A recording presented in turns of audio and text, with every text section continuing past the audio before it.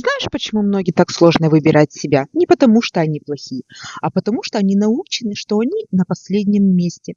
Если ты сначала думаешь о всех, а о себе по остаточному принципу, если тебе стыдно тратить время, финансы на себя, а говорить «нет» социуму почти преступление, это про тебя. Ты растворяешься в других, чтобы быть нужной. Почему так?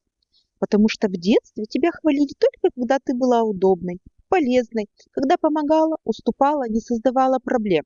И твой детский мозг запомнил, моя ценность в том, что я отдаю, а не в том, кто я есть на самом деле. Вот что реально работает. Начни с малого. Один раз в день сделай что-то только для себя, без объяснений, без отчетов. Например, выпей чай, кофе наедине с собой. Прогуляйся, слушая любимую музыку. Просто выдохни и скажи себе вслух: я тоже имею значение и ценность. Все просто.